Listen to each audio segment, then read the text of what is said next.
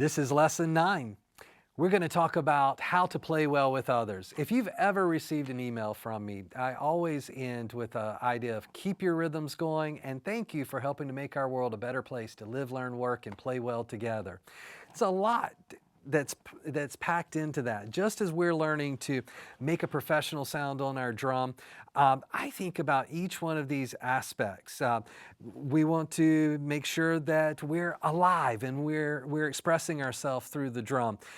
When we're learning new parts, there's places to practice, and we mentioned earlier having a safe, comfortable, relaxed learning environment.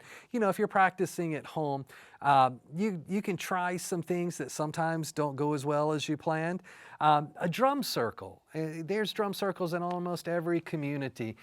You can find them just by searching online, or you can reach out to me at Jeff@Drum4Work, and I'll point you in the right direction. We have a network of facilitators all over the world, and they're all doing the same thing. We just want to help keep the rhythms going and make it easy for people to play well together. So in the drum circle, you have the choice to kind of hide behind the rhythm. What's really happening is you can play whatever you want. Nobody in a drum circle is telling you what to play. If they are, you're in the wrong type drum circle. Then there's drumming ensembles where people are playing a very specific part, but sometimes there's a little bit of room for improvisation. Then if you're playing within a band, your job is to make sure that you're keeping the song form we talked about in the last lesson. And if you're playing, for instance, the upper echelon would be classical repertoire. If you're playing in a symphony orchestra, you have the ability to interpret what's on the page through music notation, but you're also watching the embellishment or the rhythmic structure from the conductor. You're also listening to what the other instruments are playing and hopefully breathing in time with them and connecting with the other people in the ensemble, no matter what it is. So even if you're playing by yourself, there is still a way that you want to be able to listen and communicate through the drum, even if you're just listening to what you're playing. So what I want to do is just have kind of a little chance to jam. Have you developed some favorite rhythms yet? I've shown a couple, but my favorite rhythm and the idea that I can practice a little bit in the drum circle. Remember, we have that freedom to do what we want. We're playing whatever we want or being creative, but our collaboration is that we're receiving support from the group, that they're keeping the rhythm for us, but at the same time, whatever we're playing is supporting the group. So there's this synergy that happens really in the same way that bands perform well together on stage. You know, you probably have a favorite band, and if you really get into the members, they have very diverse backgrounds and opinions and playing styles, but then when they come together, it's the sum is greater than the parts, and that's kind of what you want to think about in a drum circle. One rhythm that I like to use almost all the time, it's kind of my resting pattern. Like if I'm playing in a drum circle and I'm wanting to talk to the person next to me or, you know, pay attention to something else, this is kind of my fallback pattern. It also is a nice balancing exercise. So basically, I'm doing bass, tone, tone, tone, tone. Bass, tone, tone, tone, tone. Now, if you notice with my hands, it gives me this nice back and forth motion. So this breaks down to when you're thinking about the subdivisions we learned in the earlier lesson 6, I want you to think about filling in the spaces. If I slow this down and count it out, I have 1 and 2 and 3 and 4. Oh, that didn't feel right. I led both times with my left hand. So maybe I'll do both with my right hand. 1 and 2 and 3 and 4. That feels a little bit better, but at the same time, I don't have this back and forth flow. So my general rule is this: if it falls on the beat, and by beat, most of the time I'm thinking about a quarter note or an eighth note. Let's say an eighth note. So if it falls on 1 and 2 and 3 and 4 and, I'm going to play that with my right hand.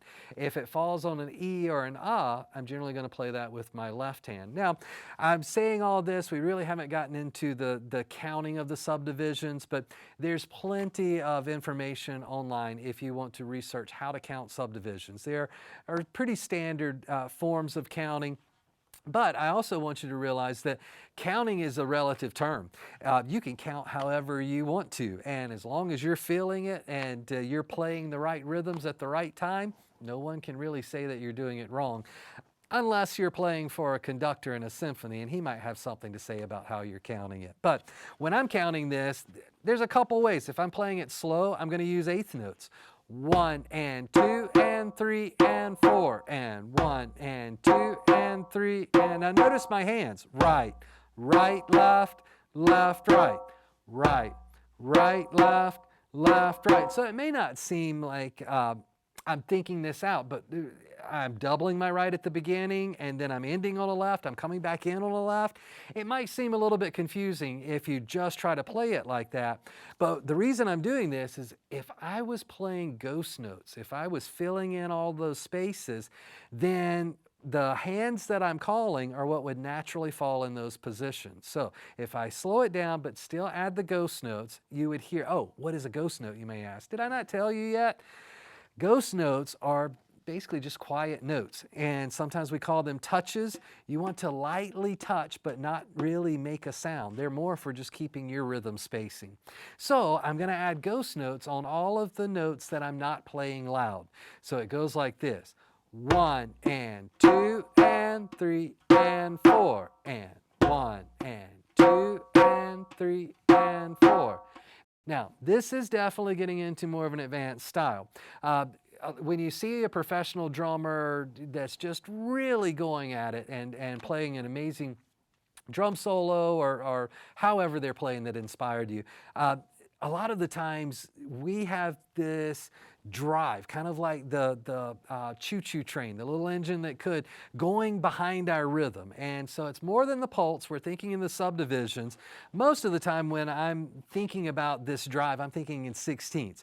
1E and a 2E and a 3E and a 4E and a 1E and a 2E and a 3E and a 4E. So I can add just a little pitter patter. Now you may want to try this to get the feel of it. 1E and a 2E and a 3E and a 4E and a 1E and a 2E and a, let's add an accent on 1. 1E and a 2E and a 3E and a 4E and a 1E and a 2E and a 3. Now let's add our next two notes. We'll bring in the and, 2 and then the and 3. I don't want to spend too much time on breaking that down. We're trying to make this easy, not more complicated. So there's always more than one way to learn. So sometimes I break it down mathematically and talk about the spaces of the subdivisions. 1 and 2 and 3 and 4. 1 and 2 and 3 and 4. But when I'm really jamming on this, I'm just letting it go. And I try to keep that back and forth motion happening in my hands, whether I'm doing ghost notes or not. It just kind of helps keep your flow going. So if I speed it up more like in a performance tempo, 1E and a 2E and a 3E and a 4E and a...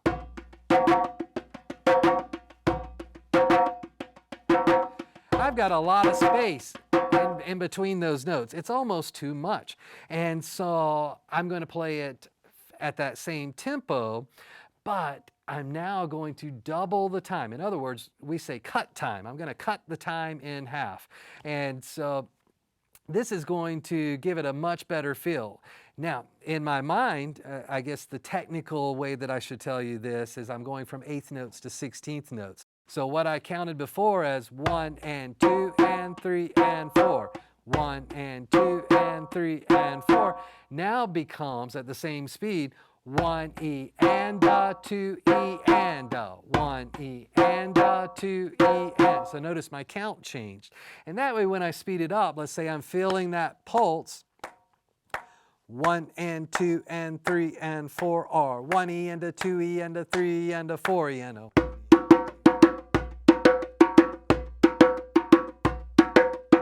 I'm going to put it on autopilot, keep my rhythms going. Remember, you can make it as spicy as you like. 3, 4. What number do we end our phrasing for? I believe it was 8. 1, 2, 3, 4. 6, 7. It's as easy as that. So, and what we put together was the idea of taking a simple rhythm, doubling the time so that we can make it actually feel like something that would go with a group or inspire people to be motivated with the rhythms of life. In other words, we're trying to keep them upbeat. So the other thing is listening, connecting to the pulse, figuring out how to play the subdivisions, maybe filling them in with ghost notes, and then adding the accented or the louder notes on the top so we can create the song. That's how we share our storytelling through the drum, is by putting together these parts musically. Keep your rhythms going. I'm Jeff Holland. Thanks for watching. Like and subscribe to my channel, and don't forget to hit that notification bell. Keep your rhythms going.